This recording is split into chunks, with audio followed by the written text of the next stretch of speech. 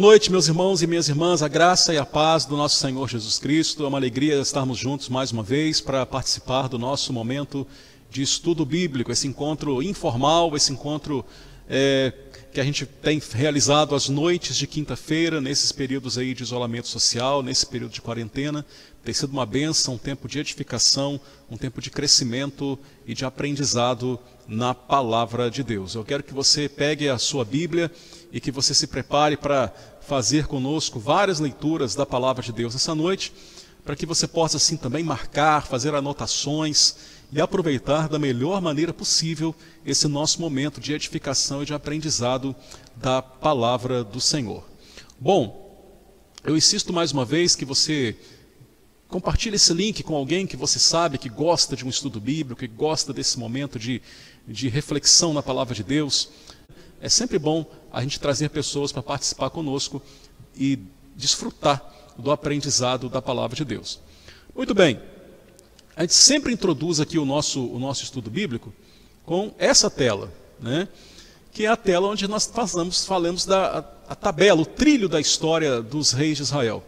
Nós estamos nessa trilha já há bastante tempo, né? Desde que começou, desde o mês de maio, a gente vem estudando tudo isso. Como passa rápido, hein? Já estamos em setembro. Na verdade, nós começamos com um estudo do livro de Juízes, né? E depois que terminou aquele período, nós vimos que iniciou o período da monarquia, e a gente foi se apaixonando, a gente foi se aprofundando, a gente foi despertando cada vez mais o interesse e fomos nos aprofundando, fomos caminhando aí no trilho da história bíblica. Então, a gente sempre relembra, né? Que nós começamos esse estudo com o rei Saul, que foi o primeiro rei de Israel, depois Davi, depois Salomão. Depois houve uma divisão do reino de Israel, que era composto de 12 tribos. Essa divisão fez com que 10 tribos viessem a formar o reino do norte, o reino de Israel, e 2 tribos, Judá e Benjamim, formaram o reino do sul, né? Que ficou chamado de reino de Judá. Muito bem, nós vimos a história então dos reis que se sucederam nesse trilho da história, né? Os reis do norte, os reis do sul, ou seja, os reis de Judá e os reis de Israel. Muitas dessas histórias trouxeram lições preciosíssimas para as nossas vidas, né? A gente pode lembrar assim de algumas delas que se destacaram, né? Roboão, o filho de Salomão, que teve uma oportunidade e não aproveitou porque não ouviu os conselhos que deveriam ouvir. Jeroboão, que teve uma oportunidade também dada por Deus de ser abençoado, de andar nos caminhos do Senhor, mas preferiu inaugurar um tempo de idolatria. O rei Asa, eu particularmente gostei muito das lições que a gente extraiu da história do rei Asa. Outros reis que nós vimos aqui, o rei Acabe, que deixou a gente até perplexo com tanta maldade, com tantas coisas erradas, né, fora da vontade do Senhor. O rei Josafá, que trouxe esperança para a gente, um rei que foi temente ao Senhor. A gente foi vendo aqui vários desses reis. O rei Joás, que nos ensinou muito, muito, muito. Vimos lições preciosíssimas, né? Por fim, nós vimos lições importantes de reis, tanto do norte quanto do sul. Até que nós chegamos a um momento na trilha da história, onde a gente pôde conhecer o final, a queda do reino do norte. Então nós vimos a história desses últimos reis aqui e o crescimento, a expansão do império assírio, que acabou conquistando o reino do norte, destruindo, né, o estado de Israel, levando o povo cativo, fazendo uma miscigenação de pessoas ali na Samaria, e o final do reino do norte. Toda aquela região passa a ser território do império assírio. E nós vimos na semana passada por que isso não aconteceu com o sul, já que eram vizinhos. Porque quando a Assíria veio invadir o sul, ela encontrou lá um homem de Deus. Que história inspiradora foi a história do rei Ezequias.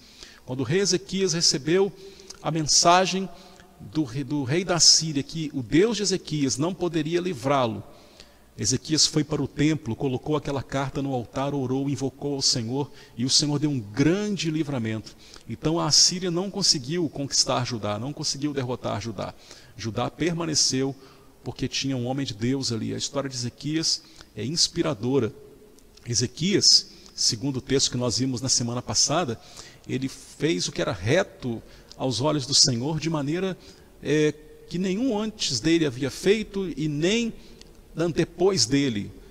Não houve alguém que fizesse o que era reto como ele fez. Então ele foi realmente um rei extraordinário, fora dos padrões, né? Um homem de Deus que trouxe para Judá um tempo de prosperidade, um tempo de livramento do Império Assírio. Muito bem, tudo isso que eu falei aqui, você que está nos assistindo, você encontra isso nos links que estão escritos aqui abaixo, na descrição deste vídeo aí no YouTube. É só você descer um pouquinho aí e na descrição você tem todos os links dos estudos pela ordem. Nós criamos uma playlist no canal para você poder acompanhar em sequência todos esses estudos. É uma grande preciosidade para a gente ter toda essa história arquivada, registrada, para você assistir quantas vezes você quiser. Então, se você perdeu algum desses estudos, se você está nos acompanhando agora e não ouviu os estudos anteriores, não assistiu, você pode a qualquer momento clicar nos links e assistir, porque isso vai fazer um bem enorme para o seu coração. Muito bem, na semana passada nós vimos, como eu falei, o rei Ezequias, que foi um homem de Deus, um homem que inspirou muito os nossos corações. E hoje nós vamos seguir aqui o trilho da história, não tem mais Israel, né, só tem Judá. Então nós vamos seguir. Antigamente a gente mesclava, né, um rei de Israel, um rei de Judá, agora não tem mais Israel, a gente vai seguir o trilho da história. Quem é que vai ser o rei depois de Ezequias? Bom, nós seguimos aqui a linhagem de Davi, né, então é um filho dele que vai ser rei. Seguindo a linhagem, o seu filho Manassés, olha aqui, Manassés é quem vai ser rei. O que chama atenção para a gente aqui? Eu acho que você já percebeu o que chama atenção, hein? O que chama atenção é o grande período do seu reinado. Olha só, 55 anos. Um longo período de reinado de Manassés, filho de Ezequias. E eu quero agora fazer um convite a você para pegar a sua Bíblia, para ficar atento, porque nós vamos agora aprender, conhecer, pelo menos de maneira introdutória, como foi o reinado de Manassés. Eu quero fazer uma advertência para você aqui. Aperte os cintos, né? Se a gente estivesse numa estrada, eu ia dizer, aperte os cintos, porque essa história de hoje vai ter turbulência, vai ter uma turbulência nessa viagem nossa pela história. Tem que apertar os cintos para a gente aguentar algumas turbulências, principalmente quem acompanhou o estudo do rei Ezequias, principalmente quem se inspirou com Ezequias lá no templo orando, clamando ao Senhor, né, a fidelidade, as reformas que ele fez em Judá. Ezequias trouxe a nação para amar a Deus, para cultuar a Deus. Ezequias abriu o templo, restaurou o culto ao Senhor. Quem viu Ezequias fazendo tudo aquilo que fez e se inspirou na fidelidade dele, na confiança que ele tinha em Deus, olha, nós vamos ter algumas situações aqui que vão mexer com a gente ao perceber a continuidade da história através do reinado do seu filho, o rei Manassés. Então, eu quero começar, antes de ler o texto bíblico que está aqui na nossa descrição, que está aqui em cima, né? 2 Crônicas 33. Antes de ler o texto, eu quero fazer algo que eu fiz no estudo anterior também. Eu quero trazer para você o ambiente histórico. Porque eu percebi que quando a gente traz primeiro o ambiente histórico e depois lê o texto, você acaba aprendendo mais o texto. Você acaba tendo mais facilidade de assimilação do texto, né? Então, qual que é o ambiente histórico do rei Manassés que nós vamos estudar hoje? Bom, está aqui do nosso lado, olha. Manassés começou a governar com apenas 12 anos de idade. Muito novinho, né? Muito novinho. É claro que com tutoria, com mentores, né?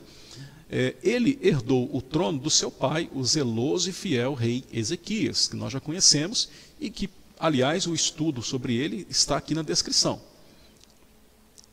Mas, por isso que eu falei que a gente levar uns trancos, né? Procurou desfazer toda a obra iniciada por seu pai. Não, infelizmente, lamentavelmente, ele vai suceder o seu pai, o rei Ezequias, mas ele vai procurar desfazer, desconstruir tudo que o pai dele tinha feito. Quando a gente fala em desfazer a obra do seu pai, vamos lembrar qual foi a obra do pai dele. A A obra do pai dele foi banir a idolatria, banir os falsos deuses, restaurar o culto ao Senhor, restaurar a adoração ao Senhor Deus. Essa foi a obra dele. E o filho desse homem de Deus, desse homem que confiava em Deus, ao suceder seu pai, ele vai simplesmente desfazer toda a obra iniciada por seu pai. É impressionante a gente ver algumas situações dessa, né? E você vai ainda levar alguns choques quando você tiver mais detalhes dessa postura do rei Manassés, dessa triste e infeliz postura do rei Manassés, que infelizmente não vai trilhar os mesmos trilhos, os mesmos caminhos do seu pai, não vai seguir o mesmo caminho do seu pai. Muito triste. É essa expressão mesmo que a Sandra está colocando aqui no chat. Quando a gente começa a ler história, Sandra, é esse o sentimento. Ah, não é possível, não é possível.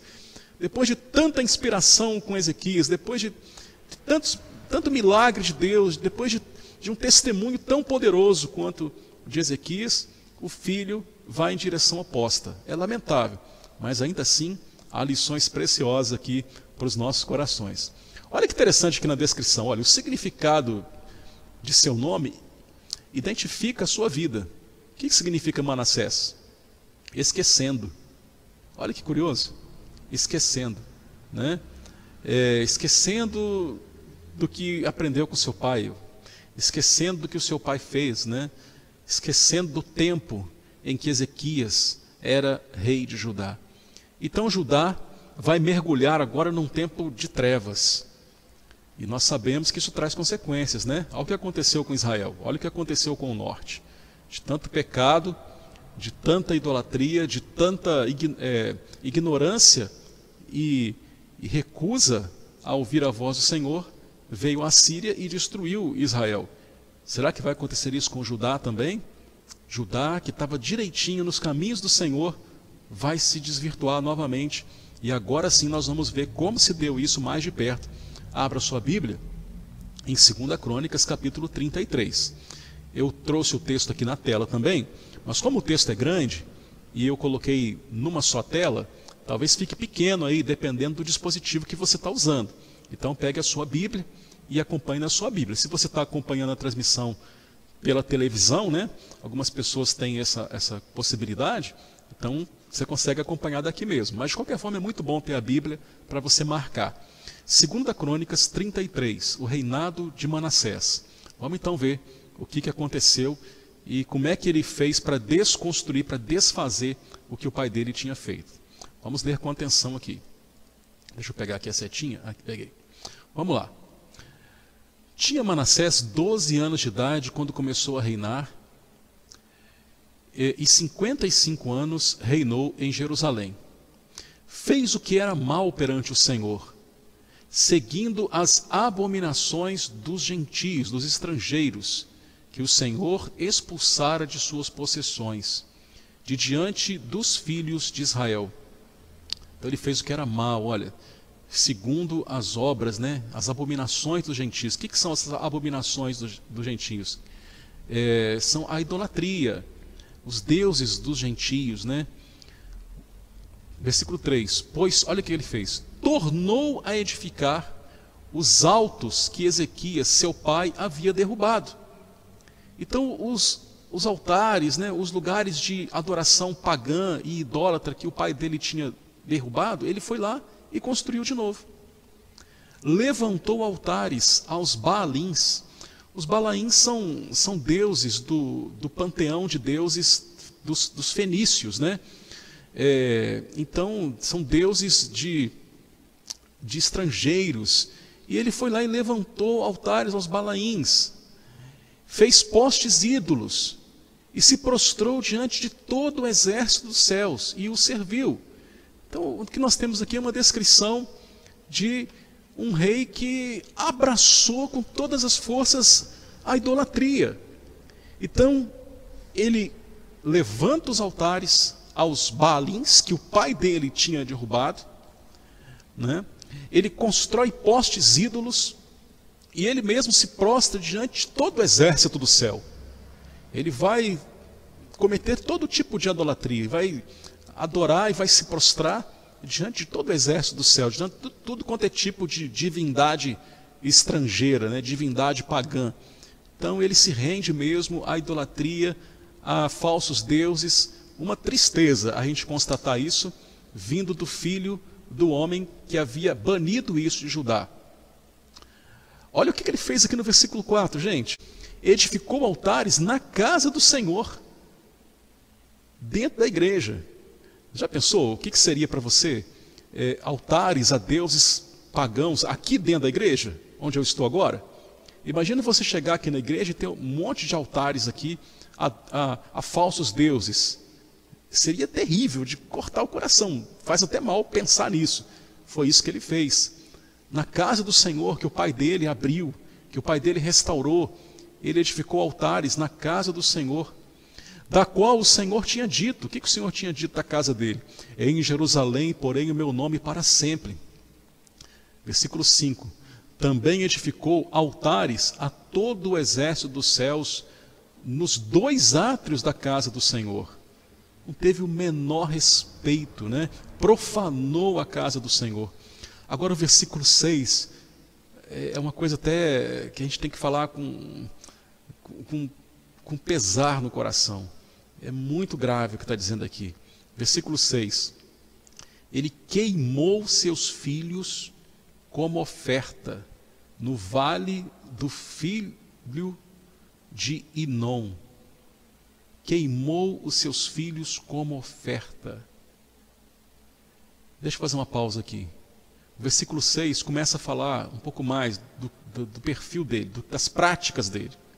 Primeira prática, ele queimou os filhos como oferta. É uma coisa impressionante. Em alguns livros de história antiga, em alguns dicionários bíblicos, eles apresentam esta imagem que eu vou mostrar para vocês aqui, essa gravura aqui, ó. Deixa eu colocar para vocês. E ali tem essa imagem lá, o rei com um bebê no colo, entregando o bebê. E se você olhar direitinho para essa ilustração, você vê que a própria imagem é um altar, né? Porque no peitoral lá da imagem desse falso deus é aberto e as chamas são acendidas ali dentro, como se fosse um forno, né? E nesse ato de oferta, o rei Manassés ofertou seus filhos, né? É uma coisa diabólica mesmo, uma coisa abominável que esse rei cometeu. Aí a gente fica assim chocado, por quê? De novo, o que mais me choca em toda essa história é que quem está fazendo isso é o filho do rei Ezequias. É uma questão que leva a gente muito a refletir sobre várias questões, né? Mas que deixa a gente, acima de tudo, chocado com, como alguém disse aqui, né? Ele teve um ótimo legado, mas ele escolheu um outro caminho. Então, deixa eu voltar aqui para o texto, né? Para continuar narrando as práticas dele. Vamos lá. Então, nós vimos aqui, né? Vamos ver aqui no versículo 6. Queimou seus filhos como oferta no vale dos filhos de Inom. O que mais ele fazia? Adivinhava pelas nuvens. Então, ele era um adivinho, né? Agoureiro, está ligado à adivinhação também, a adivinhação de coisas ruins. Olha aqui, praticava feitiçarias, era feiticeiro além de tudo. Praticava feitiçarias, era do mal mesmo. Olha aqui, gente, quando a gente acha que acabou, misericórdia, né, Luciana? Está piorando cada vez mais, ó. Praticava feitiçaria, tratava com necromantes. O que são necromantes? Necromantes, morte, mantes, né, aqueles que invocam os mortos. Aqueles que invocavam os mortos. Lembra do rei Saul, que consultou uma necromante? Então, ele também tratava com necromantes, com invocação dos mortos. Olha só. Não só com necromantes, olha o que ele consultava também. Praticava feitiçarias, tratava com necromantes e tratava com feiticeiros. Por quê? Porque se ele praticava feitiçaria, ele também tratava com feiticeiros. E prosseguiu em fazer o que era mal perante o Senhor, para provocar a ira. Então, o versículo 6, na sua Bíblia, marca ele aí, porque ele traz as práticas de Manassés, demonstram para a gente o nível de desvirtuamento desse homem, o nível de pecado que esse homem escolheu escolheu viver, né? Muito triste, sem dúvida alguma. Triste demais a gente vê isso. Um rei de Judá, Judá que estava direitinho ali nos caminhos do Senhor, adorando ao Senhor, se perverteu novamente, foi para a idolatria, foi para cometer as abominações dos gentios. Nós vamos com triste demais, né, Mateus? Regina aqui, todo mundo aqui falando triste, misericórdia, muito triste mesmo. Versículo 7. Ah, não acabou não, gente. Olha aqui. Segura aí, aperta o cinto, como eu falei. Olha lá. Ó. Também pôs a imagem de escultura do ídolo que tinha feito na casa de Deus. Misericórdia, fez um ídolo, imagem de escultura, e colocou dentro da igreja, no templo em Jerusalém, na casa de Deus. De que Deus dissera a Davi e a Salomão, seu filho, nessa casa e em Jerusalém, que escolhi de todas as tribos de Israel, porei meu nome para sempre, e não removerei mais o pé de Israel da terra que destinei a seus pais, contando que tenha cuidado de fazer tudo que lhes tenho mandado, toda a lei, os estatutos e os juízos dados por intermédio de Moisés. Então aqui o cronista, ele faz uma lembrança, né? Do que Deus tinha falado sobre a igreja, sobre o templo, né? Deus tinha falado que ali estaria a presença dele, que Deus habitaria naquele lugar. E o cronista faz essa lembrança do que Deus disse justamente para mostrar o tamanho da profanação que Manassés colocou. Porque ele coloca ali os seus ídolos que ele construiu dentro de um lugar consagrado, dentro de um lugar que Deus falou que habitaria para sempre, dentro de um lugar que Deus convocou o povo a ter reverência, a ter respeito. Ele coloca os seus ídolos dentro da casa do Senhor. Então veja, a descrição que o cronista faz de Manassés mostra para a gente o quanto esse homem era desviado, afastado da presença do Senhor, e quanto ele fazia o que era mal aos olhos do Senhor. Vamos ler aqui o versículo 9, para fecharmos. Manassés fez errar a Judá e os moradores de Jerusalém. Então, quer dizer, não é só errar, ele é rei, ele lidera, então ele errou e fez o povo errar. Ele levou o povo também para esse mau caminho. De maneira que fizeram pior do que as nações que o Senhor tinha destruído de diante dos filhos de Israel. O que significa isso?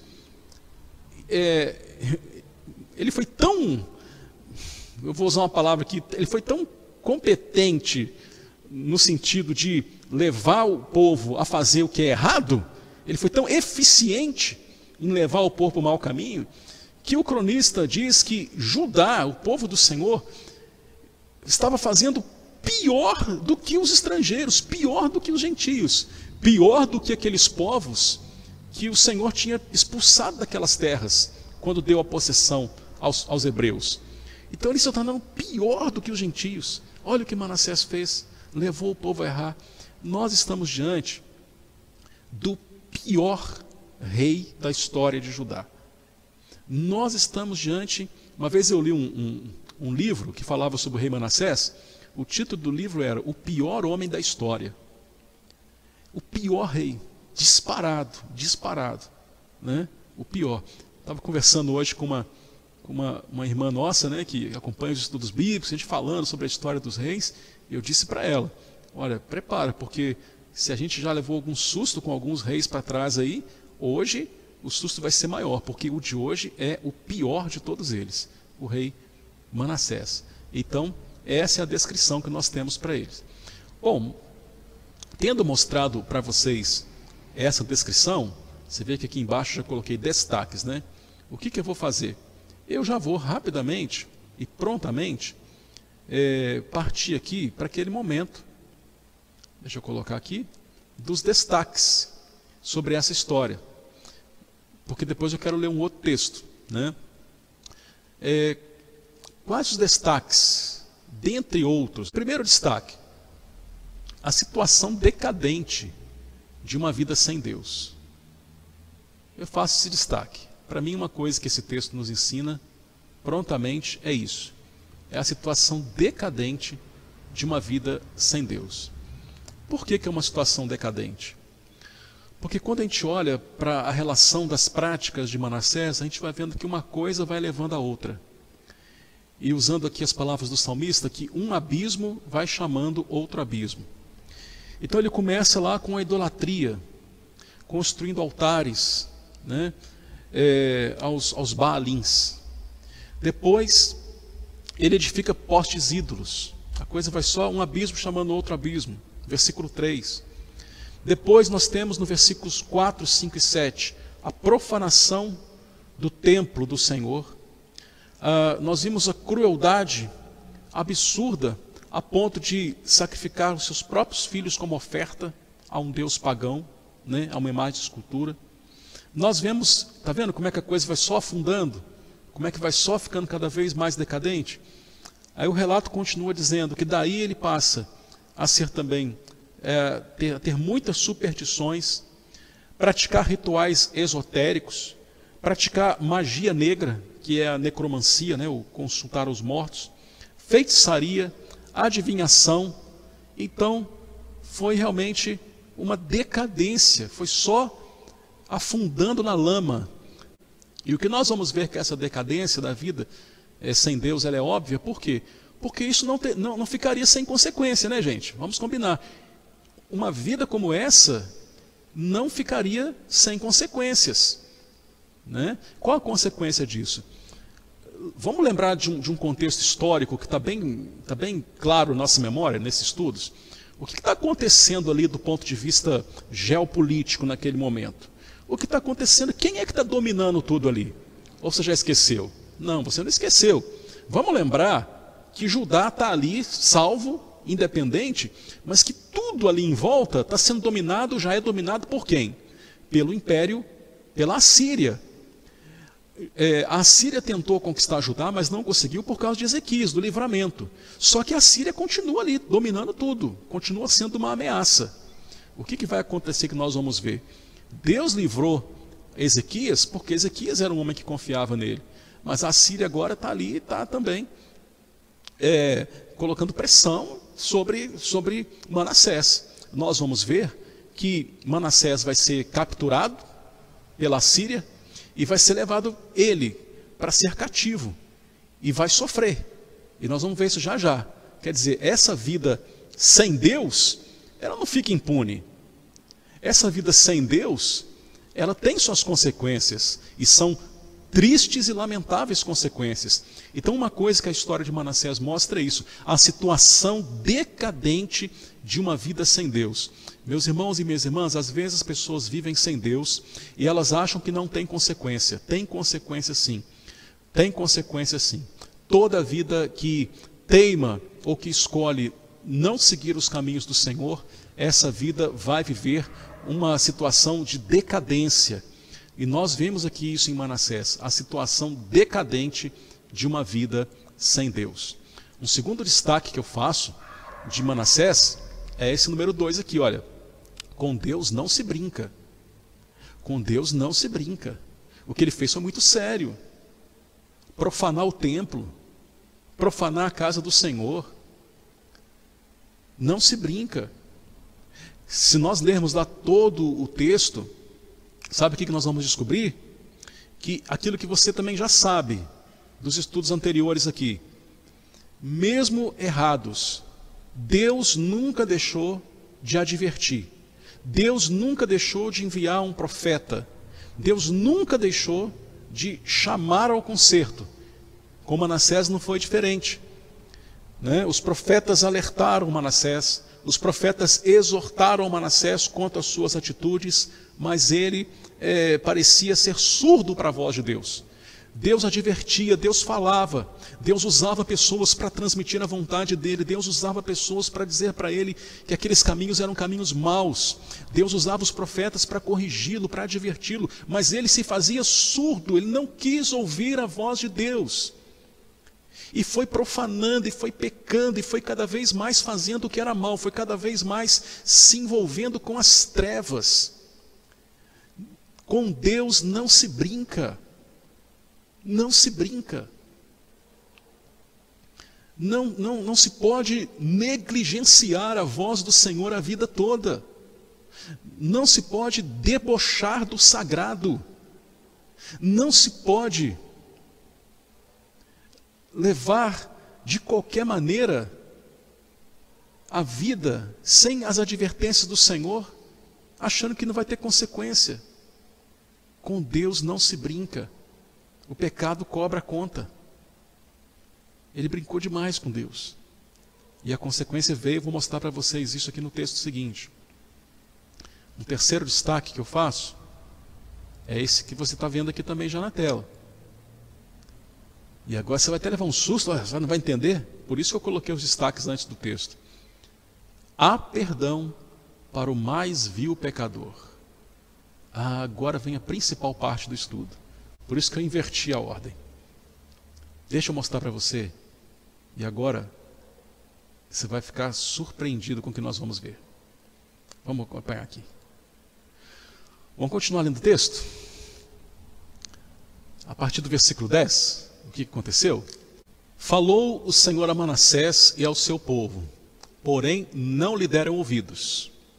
Por isso que eu coloquei lá o segundo destaque. Qual foi o segundo destaque? Com Deus não se brinca. Olha como Deus é misericordioso, gente. Ele fazendo tudo aquilo, e o Senhor ainda fala com ele. E o Senhor ainda fala com o seu povo. Só que não deram ouvidos. Não deram ouvidos. Aí vem a consequência. Versículo 11. Pelo que o Senhor trouxe sobre eles os príncipes do exército do rei da Assíria, os quais prenderam Manassés com ganchos, amarraram-no com cadeias e o levaram à Babilônia. Olha a consequência. E lá ele sofre. Lá ele vai perceber que esse caminho que ele escolheu foi um caminho equivocado. Porque aí talvez agora ele se lembre do pai dele, porque diante da mesma ameaça dos assírios, o pai dele teve grande livramento, os assírios não encostaram um dedo em Ezequias. Enquanto Manassés foi arrastado até a Babilônia.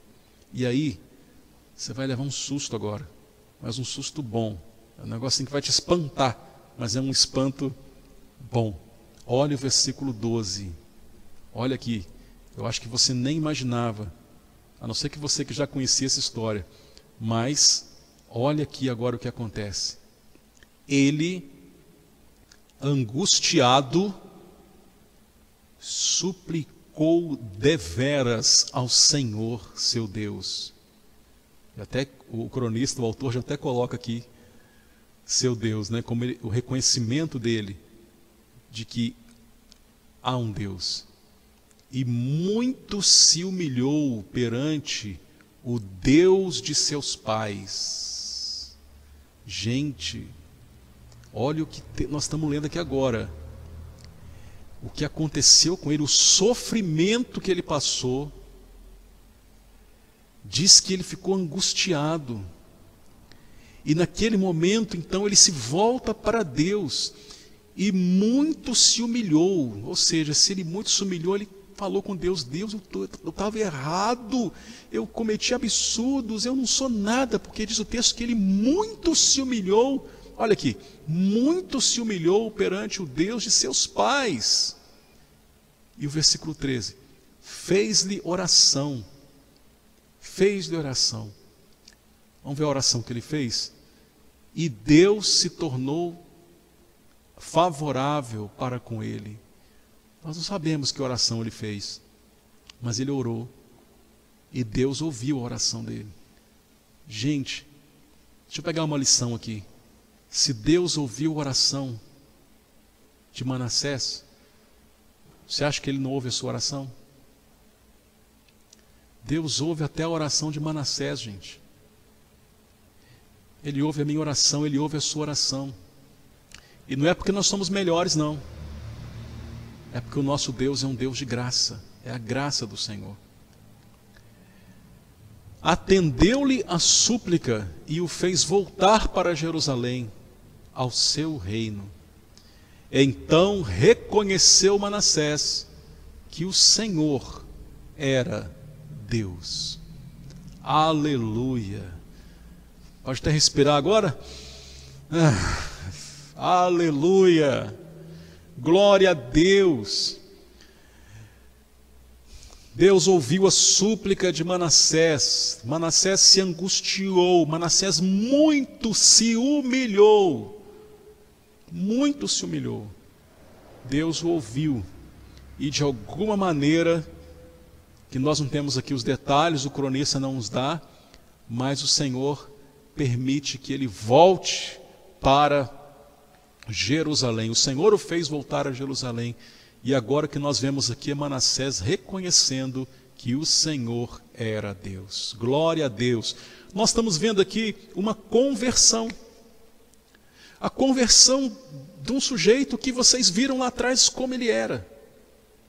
Então, o que fica para nós aqui é o seguinte, irmão, sempre há esperança de conversão, por pior que seja o indivíduo.